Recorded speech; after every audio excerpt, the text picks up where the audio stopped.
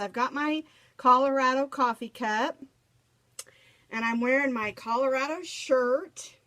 I've got some of my Colorado stuff showing back there, and I'm wearing my Colorado headband. And just this headband, we did the video for yesterday, and I got a brand new video editing program, and I got it all set, but I forgot to render it. And so I loaded it to YouTube, and the music was so loud. And so when my husband got home from work last night, I said, you've got to show me. I'm missing a step in here somewhere. And it was just a basic learning how to bring the music in and bringing it back down on the editing program. So we reloaded it. We deleted that video and we reloaded it last night. So if you saw the original video, go back and check it out again. It's much better now. And also the little ditty at the beginning of the video is the little ditty that my husband wrote for me. Good morning, Michelle. Clink, clink. That's right. If you've got your coffee, whether you've got ice in it or you're drinking tea or maybe a Dr. Pepper, clink in. And speaking of that, I was so excited. I went out to King's Supers about 2 weeks ago, and I found this Dr. Pepper, and you can see it's got the knitting label. And although I knit, I really liked it, but I knew there was a crochet one out there somewhere. And so last week, my granddaughter was here for half a day, and we went to King Super, and we went to 7-Eleven and I think Walmart, and we searched every cooler. And then I remembered there was another King Super in our city, and so we went there, and then in the last cooler that we looked in, I found it. This is the Dr. Pepper one. The background is knit, but there's a little crochet circle thing right there. And I don't drink pop anymore. So those are just collector items. Maybe 20 years from now, we'll see if the Dr. Pepper is still good. Anyway, I thought that was so much fun. So, and remember, if you've got your coffee, clink in. And again, like I said at the beginning, yesterday was Colorado's 140th birthday. It was so neat because the museums were free and all the Colorado state parks were free. And I mean, it was a great day to go up into the mountains and see some things. We went actually to Pikes Peak on Saturday. We've lived here all this time. We've been all over these mountains, but I had never been to the top of Pikes Peak. And my son said he and his wife were going to go up there. And so my husband and I just tagged along. And it was a lot of fun. And it was so cool because I can see Pikes Peak from my backyard. So I got up there and I looked to see if I could see my house. Of course I can't. But it was fun. Okay. So today we're going to talk about how to keep your crochet ends even when you're crocheting in rows. And I'm going to show you this one.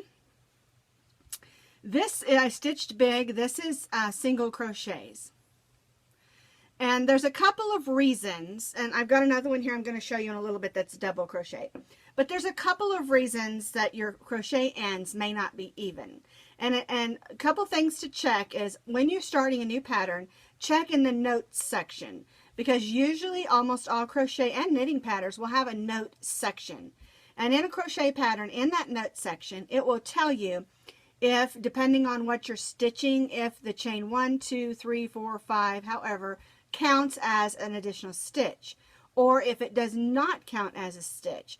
And that's one of the reasons you might be getting off. And another reason that you might be getting off is if it does count as a stitch, when you turn, you stitch across, remember to put a stitch in that chain 3, 4, or 5 that was counting as a stitch. And let me show you what I'm talking about. Here I have, I'm using this nice chunky homespun, Hometown USA, so you can see it. I've just got 3 rows of double crochet stitched here. And what I was talking about is this last chain 3 right here counts as a stitch. So make sure that you stitch in the top of that chain 3 and make a double crochet there. That's one place you might be losing a stitch. Okay, and then another place you might be losing a stitch is if you're at the end of your chain 3 and it counts as a chain 3, counts as a double crochet. 1, 2, 3. A lot of times we try to crochet, let me flip this so you can see it, in this first stitch. But if your chain 3 counts as a stitch, you need to crochet in the second stitch.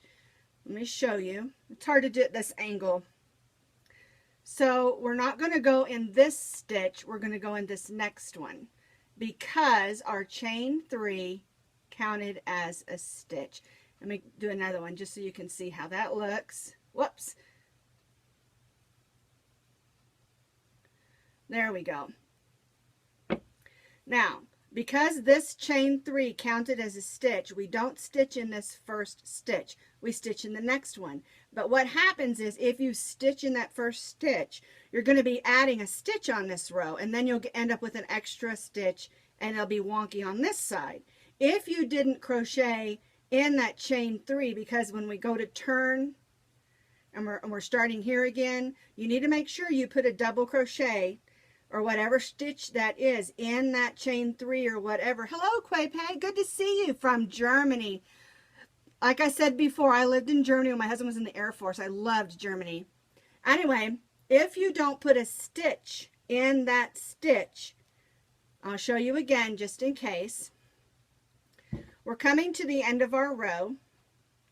This last chain 3 counted as a double crochet, and you must put a double crochet in the top of that chain 3 or you'll lose a stitch on your end. Then chain 3, 1, 2, 3, and then remember, if this counted as your next double crochet, do not put a stitch in the first double crochet. Start your row in the second. Because if you put one in that first double crochet, you'll end up gaining an extra stitch. Pull that through. I'm trying to use big yarn so you can see. And if you didn't put a double crochet in the end of that, when you get here, the end of that chain 3 like we did over here, you'll lose a stitch. And that might be one reason that your stitches are off. And I do want to show you on the single crochet, because that's what happens if the stitch counts, the chain 3, 4, or 5, whichever stitch you're working on, counts as a stitch. And I like to do it that way, but when it comes to single crochet, I think the reason that you get off, I just dropped it. The reason that you get off is because you're not stitching in that first stitch. When it comes to single crochet, you almost always chain 1, and it's almost always, and I'm saying almost always because sometimes different crochet designers do different things for different reasons, and there might be a little technique they're trying to accomplish. But for your basic single crochet rows, you're only going to chain 1, and then that does not count as a stitch. It's a turning chain. Excuse me, my coffee's speaking. Anyway, a turning chain isn't a chain you stitch in. Basically what a turning chain is it's just a chain that you stitch one chain, so when you turn your work, when you begin stitching across, it gives you a nice edge, gives you a nice turning look. And you can see on this edge, that's exactly what we've done. So you chain 1, and then you go right in that first stitch, and you start single crocheting across. And a lot of times, I think, because you're so used to the other one counting as a stitch, that you don't stitch in the first one, you stitch in the second one, and so then you lose a stitch. And that's another reason that your stitch can be off. Now, like I said, make sure when you start a pattern to always check those notes, because it should say, it used to be, it would be within the pattern itself. And I do both, actually, a lot of times, just if it's something I really want to make sure you understand, if it changes. But up in the notes, you know, you've got your skill, your stitches, your materials, all of that. Good morning from Nevada. I have relatives that live in Pahrump, Nevada. Welcome. But anyway, check your notes and it will tell you chain 3 counts as a stitch, chain 2 counts as a stitch or a half double crochet, or chain 1 does not count as a stitch, it is a turning chain. Usually in the notes section it will tell you. So with a single crochet where you're just doing a turning chain, you chain 1 and you turn and you begin right in that first stitch to single crochet. across, and this will give you a nice even edge. Okay, and remember with the chain 3, if it says, we'll just go back a step just to reiterate what I said. If your pattern says that your chain 3 or more, good morning, Anne. If your pattern states that your chain 3 or more counts as a stitch, it might say counts as a double crochet or triple crochet, make sure you add that last stitch in that chain 3 or 4 or 5 at the top. We're doing double crochets here. At the top, and then you chain 3, 1, 2, 3, and then when you turn, if it counts as a stitch, don't stitch in the first double crochet because your chain 3 is your double crochet, and then you're going to start your next stitch in the second chain. And that's another reason that your rows might be getting off. It is really important when you're doing this to count your stitches. When I was first learning crochet, I never counted my stitches. And of course, this was years ago when I was like 15, 16. I would go by measurements, and I measured everything. And I still do. I'm still attached. You're going to find that I have a tape measure everywhere. I have about 100 of these. And of course, my grandkids like to play with them, so I make sure they're laying around. But I measure everything. And I would measure, but sometimes if your gauge isn't right, your measurement's right, but your stitch count isn't right. And some things, it's not that big of a deal, you know, but it's real important to remember to count your stitches and make sure you get them right. Now, the other reason that your rows might be off is if you're watching a real intense movie and you're crocheting really fast and you add a stitch, or you skip a stitch. And that's where it's good to kind of go back over and count each row. Sometimes if I'm making a really big like blanket or shawl or something that's really big, I'll do a couple of rows, especially if I'm watching an intense movie like Star Wars or something like that where it's real intense music or something. I'll go ahead and stitch a couple of rows, and then I'll just kind of real quick check, make sure I did right. If I didn't do right, I find where and fix it, and then I go on for a couple of rows. But that's kind of what I do. It's really easy to get your rows off. But it's hard to fix them, and especially if you did like 20 rows and then you go, oh no, it's going like this, you know, or it's going like this. It can be really, really frustrating.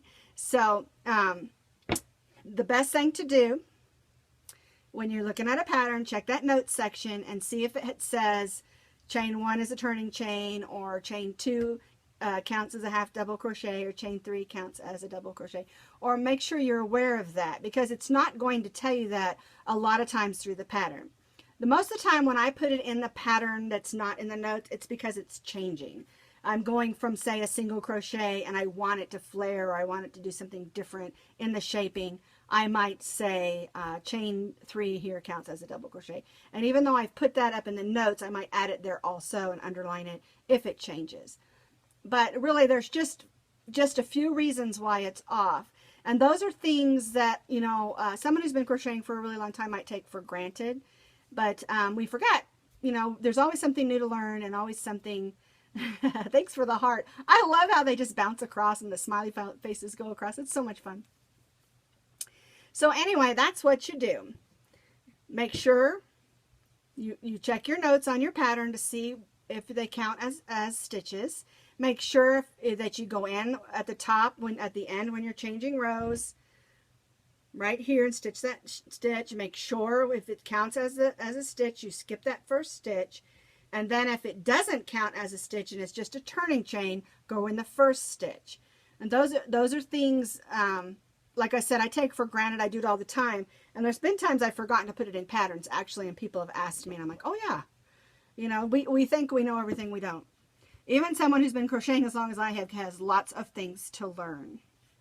So anyway, let's get on with and if you have any more questions that you want me to talk about or answer, feel free to email those to me, or put them in a message, or even post them here. You know, I'm trying to answer questions, and like I said, there's things that I do take for granted, and I forget, you know, that not everybody, you know, knows this or that, and a lot of people have their own way of doing things too. So feel free to ask me questions. And if you, like I said, on the YouTube channel, I put all the live videos that I do in a list. And if you have questions, you can go look there and see what it talks about, like how to read a yarn label, or how to. So I did have someone ask me about blocking acrylic yarn, so I'm going to see if I can figure out how we can do that together, because it's a little bit different. I mean, as far as how to video it, because I can't just sit and talk and show you. And anyway, I'm gonna work on that one. I did, but I mean, a lot of those things you can find in that list. All right, let's talk about what's going to go on, or what's going on this week at Posh Pooch Designs. You'll notice my headband. I talked about it at the beginning because yesterday, of course, was Colorado's 140th birthday. And this is a video I did yesterday for this headband. It's really a cool pattern because you can do it in worsted weight and it's a nice headband. If you do it in a chunky weight and just go up a hook size or two, or whatever the yarn suggests for the chunky that you've gotten, you can make this in a thick and it makes a really nice head warmer. I've made one, I think I used, I can't remember what chunky yarn I used, but it was maroon, navy blue, cream, and a gold. And I did it like this in the chunky. And I showed it to someone. They're like, I love this. I said, okay, you can keep it. So I don't have that one anymore to show you. But it does work really good. Anyway, this is the video I did yesterday. And I got a new video editing program, like I was saying earlier. And the music was just too loud. And the thing was, when I did it in the program, it wasn't like that. And I had it all fixed, and I didn't render it. I didn't save it. And so when I loaded it to YouTube, it was all scrambled and crazy. So anyway, when my husband got home last night, we deleted that one and we made a new one. We used a new one, and he showed me how to do a lot of things and how to fix some of those errors. So the new video's up. So go ahead and, if you saw the other one and thought, oh, I can't watch this, it's crazy. The new one's up. It's not as crazy. Anyway, so that's something we did this week. I just wanted to do that yesterday because, like I said, it was Colorado's 140th birthday. Another thing we're going to do this week, and let me get Maximo. He's right behind me. The dogs like to sit behind me on the chair. And here's Maximo. Say hello, buddy. And this is one of the things that we're going to do this week. This was a special request. And this is our striped dog snood. He loves to pose, doesn't he? Now, in Colorado, we have cold mornings. And it's nice to just slip this on, tuck their ears in. And I added these fun pom-poms. You don't have to. And so this is one of the patterns we're going to do this week. I'll slide that off because it's too hot today for him to wear that. But I did hear some cool weather's coming in towards the end of the week, but that could change. But anyway, this is just a fun striped, I call it a sports team because you can make it in any of the sports colors. And when I originally made this, it was like, I want to say 2 years ago for the Super Bowl. So I think this is Patriots colors. Were the Patriots in the Super Bowl last year or the year before? I don't know. Anyway, and then I did the other team also, and I did a little video, but it didn't turn out very good. Maybe I need to do another one. I have so much to learn when it comes to videoing and lighting and things like that. We're still working out the lighting in here. So, but it's been so much fun. I've just really loved all things. But anyway, this is an older pattern that we updated and retested. And the video for this should be, this is Tuesday, so it might be Wednesday or Thursday or Friday when this comes out. Another pattern, I was going to do this one a couple of weeks ago, but it got sidetracked. Good morning, Brandy. Clink. Glad you're here. We were going to do this one a couple of weeks ago, but I set the this down, and it was underneath some stuff, and I'm like, where did I put that blanket? And then I forgot about it. And then this morning when I was moving some things around, I found it. And the original pattern I did in worsted weight 4, but this one I did in a chunky. Let me see. This is the yarn I'm using. It's Burnett's Softy Chunky. Yeah, it's a 5. So it's not a thick 6, so it's about a 5. And I really love how it turned out. But this pattern is real versatile, and you can do it in a worsted weight 4 or 5. And this one I hope to have done by Monday. So, and this is a dog pattern size, but I'm going to make the pattern, I'm going to, because someone's testing it for me right now. And I'm going to make it versatile so that it can go from like dog size, lap size, like, and I want it to have 4 sizes basically. So that you know how to work it out 4 sizes. It's really, the basket weave pattern is really easy. It just seems hard. So, oh, thank you, Abby. Glad you're here. All this yarn behind me used to be stuffed in a closet and in a couple of trunks. And I was able to purchase these wonderful shelves from a local yarn store up in Castle Rock that was closing. Just a really, really sweet lady, and she was selling off her things. Well, my friend Marley was going to buy them, and then she said, I don't have room for those that taller ones. And so she offered to let me buy them. And so my son and I went and picked them up, and I just love them.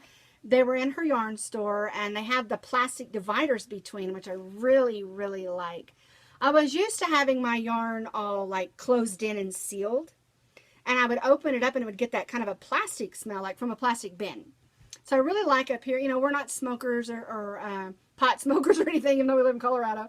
So there's no smoke that comes through here, and it's up on my third floor, so it's not, there's just not a lot of dust and dirt that comes up here. So, and I just love this little room that I have. It's a small bedroom that I've turned into my yarn studio, and I just love it. So anyway, it's kind of like my sacred place.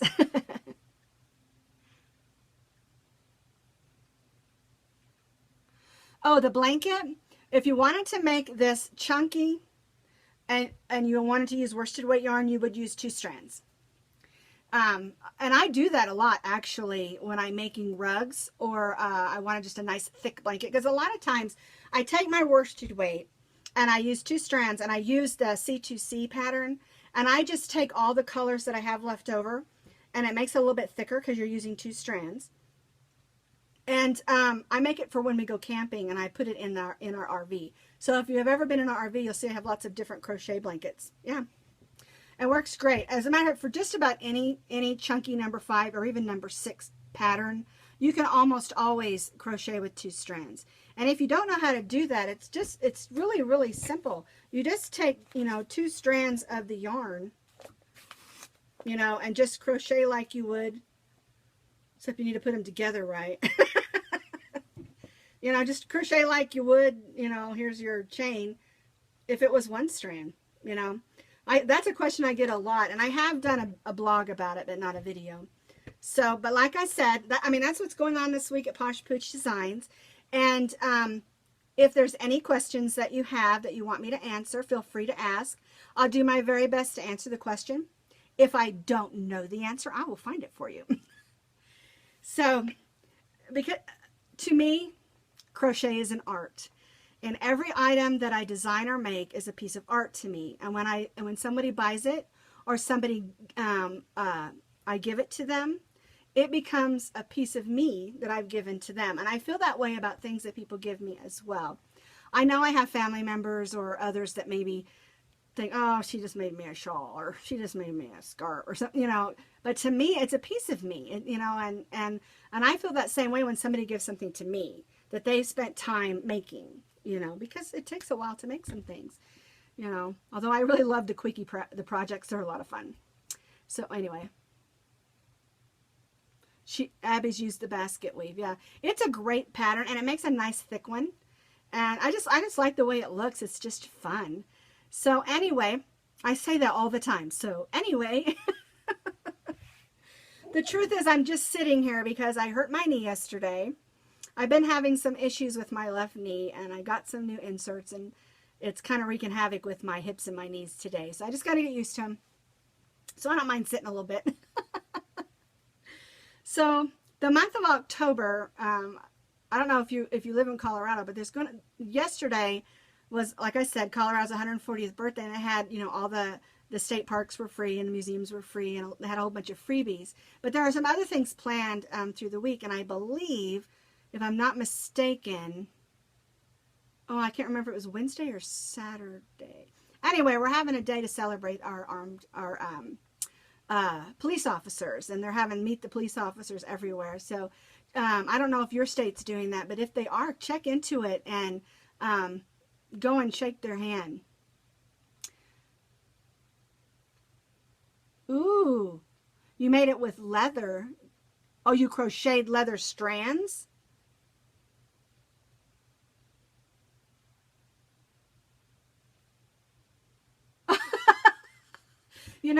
Abby, I do the same thing.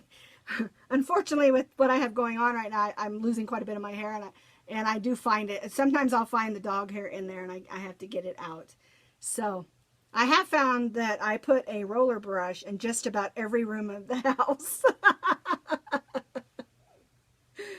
Yep, little piece of us goes into everything. So, Anne, you said you made it out of leather. Oh, leather buttons. Oh, I bet that was nice. Okay. I thought maybe you crocheted the whole basket weave with the strands of the leather, I can't remember what they call that, that you sew leather with, you know, the thin strands of leather. I thought, oh my goodness, that must have been a hard project. Oh, leather buttons is nice. Well, it is a good masculine stitch, and it would make a nice neck warmer or scarf or even hat. I love leather buttons and I love wooden buttons. They're both kind of something I really, really like. And I like great big buttons. I have made some with polymer clay. I need to get back into that.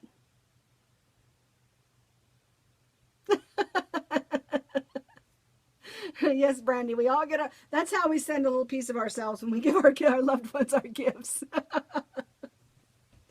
Well, that's all I've got for today. And I hope that uh, this helped you out with learning about why your edges aren't straight.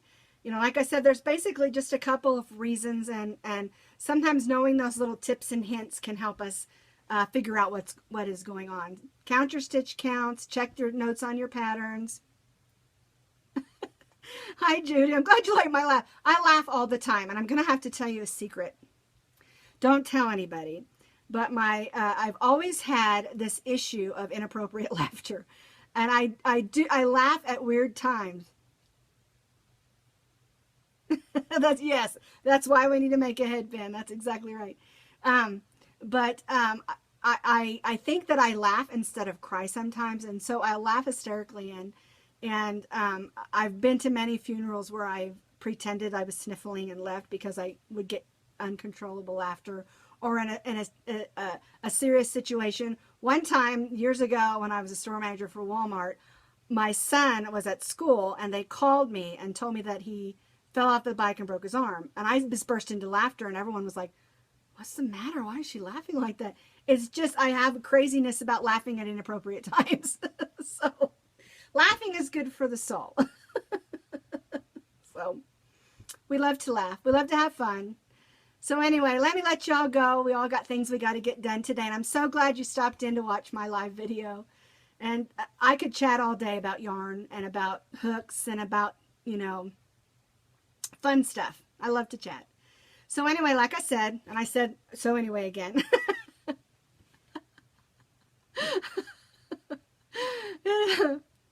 I hope that y'all have a great day. And thank you for stopping in and watching my live video. Have a wonderful day. I'm standing up so you can see my Colorado shirt.